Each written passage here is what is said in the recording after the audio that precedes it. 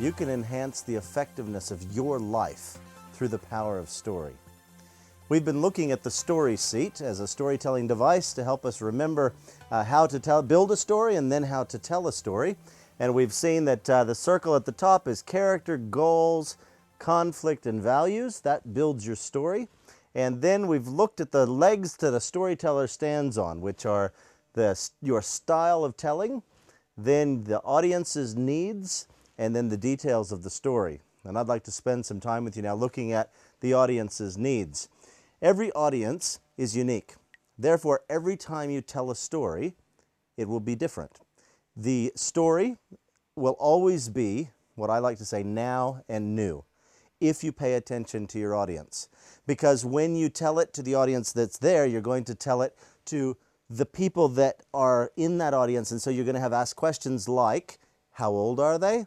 What is their past experience? There could be some stories you may need to tell more of because of their past experience.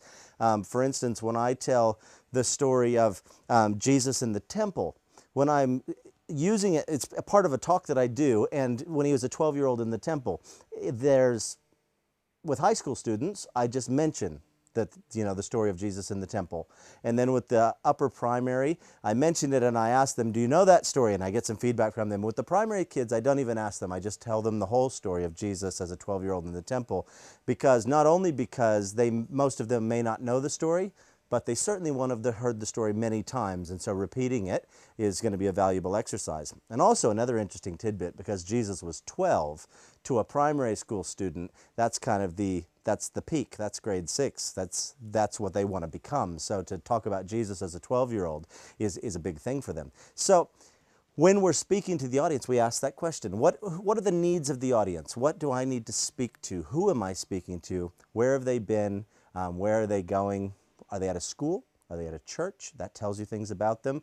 Ask the principal, ask the teachers, the faith build of the group that's there. How many are involved in church? How many are involved in other faiths? So that you know who you're speaking to. Now, when you're speaking to an audience, the first thing really, before you can speak to anyone, is you need to know who they are. And the only way you're going to find that out is to listen to them, to listen to other people about them. And there's 3 key points to listening. First of all, you have to suspend judgment.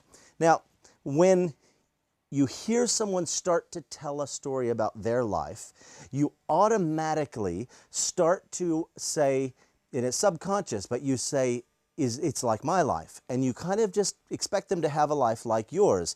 And it can be a difficult thing for you if they do something that's very out of the ordinary. And you think, wait a minute, I wouldn't do that. Why did they do that? And you're not casting judgment on them, but you're judging the story. You're thinking about the story, pulling it apart, asking questions about the content of their story they're telling, and you're getting distracted from listening to them. So one of the hardest things, but the most necessary things to listening really well, is to actually suspend judgment, to say, I'm not going to think about whether I agree, disagree, or have any opinion of the story. I'm just going to listen to the whole story that they're telling me. I'm going to listen to the details that this person's telling me about this audience without judgment, so that I can hear what they're saying. Then, after you've heard them, then empathize back with them. Say, I feel what you're feeling. Is this what you're going through? And by doing that, you're then reflective. You're reflecting back to them what you thought they were feeling. So you care about their needs, basically, by empathizing. And then you start to reflect back and say, am I feeling the right thing? Am I hearing you? Did I hear what you actually said? Am I feeling what you're feeling? Is this where you're at? And by reflective listening, you'll get a good picture, because hopefully people will be honest with you and say, yes, that's exactly what I meant, or no, you missed it. This is what I was saying. These people are like this or they're like that. So when you're trying to reach into the audience's needs, you need to be a good listener as the primary first thing. Then once you've understood your audience, and once you've said, okay, now I know who these people are, you can ask yourself the question, how do I want to apply my influence to this group of people or this one person? And we'll choose the stories to tell based on the answer to that question. How will I apply my influence in this situation to them through story? And there's 6 basic stories. This comes from 2 different books by an author named Annette Simmons, who writes on storytelling. Her most recent book is called the one who tells the best story wins. And she has these 6 stories of influence, and I'll just share them quickly with you because I think they're a brilliant way of categorizing the stories in your life. We all have all of these stories. The first one is who I am stories. Your background, your backstory, where you've come from, who you are, why you are the way you are, because of your childhood, because of your upbringing, because of where you came from, that you used to live in another country and now you live in this country, or you used to have 6 brothers and sisters, or you used to be an only child, you know, who I am. Then the next one, why I'm here. Why are you in this setting? Why are you here to talk to these people? That can often be a very valuable question, and when I do this workshop with teachers, most teachers say that's the question that they would love to unpack with kids, because most kids say, oh, to my teacher, she or he, they just have to be here every day. No, that's not true. The kids have to be there every day. The teacher chose to be there, chose to be a teacher. Why? Why are you a teacher? And that question, why I am here, why I'm standing in the classroom, for a teacher to share that with a student can completely change the student's opinion of their teacher when they hear of the love that that teacher has for teaching young children. The next one, teaching stories. These are stories that, like what Jesus did, where he told a story that said, you know, the man went out to sow seed and he threw the seed, and it's a story that's teaching something through a moral or through an illustration in story.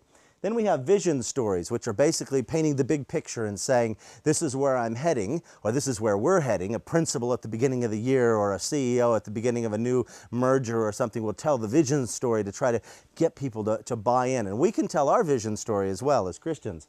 Then there's the value and action story, which is where you take that value that you want to teach and you're looking for somewhere where it's been acted out, and you tell the story of that value in action, and people can buy into that value a lot more comfortably and effectively because they say, I see how it works. I've seen it in story.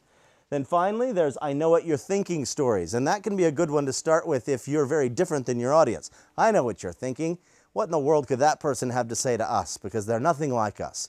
Well, let me tell you why I think I fit into talking to you today. So I know what you're thinking stories can be a valuable way to open a topic, to open a discussion. So once we've understood our audience, we're really ready to pour ourselves into the telling of the story. And we've built the story. We know our style of telling. We know the audience, and we're ready to unpack the details of the story to our audience. Now, your life. How can you use storytelling in your life? First of all, you need to recognize you are a storybook. There are stories happening to you all the time. Every day, multiple stories happen. You need to start noticing them, saying, oh, that's an interesting story that just happened to me. And rather than seeing your life as lucky and saying, oh, that was lucky that happened, see it as blessed. And you'll start seeing stories differently, and you'll start saying, God's putting these stories into my life to help me become who He wants to be. Then you can take those stories, those experiences, and start telling them. And by telling the experiences that have happened to you, you change them into testimonies. And this is the most effective witness we have. This is the most effective evangelism in all of the world, is one person telling the story of this happened to me and it changed my life. Your story is the most powerful thing you have. Finally, we have the faith journey. You remember the kids in the classroom when the reporter said to them, why do you read the Bible? And the first one said, because it's true. And the next one said, because it tells you what to do. And the next one said, because it makes me deeper in my love and my relationship with God. And this is a really good picture of the faith journey that people are on. Some people are in the true phase where I need to know what's true, and that's what I'm looking for. Then they move on to, so what am I supposed to do about it? How am I supposed to become different? And then they find a deep and meaningful relationship with Jesus, and it becomes about love, and it becomes about relationship. Your stories, your true stories, that things that have happened to you where you've understood that something was true, your to-do stories, when you've changed the way you did things in life, and your story of love in Christ and for Christ, all of those different stories will reach different people because they're all at a different point in their faith journey. So be bold in sharing your faith. Recognize that you have many, many stories, and as a storyteller, as a homo nerin, a person, a creature of the story, when you change your stories, your experiences into stories and tell them, your experiences become testimonies, and you can revolutionize your life through the power of story.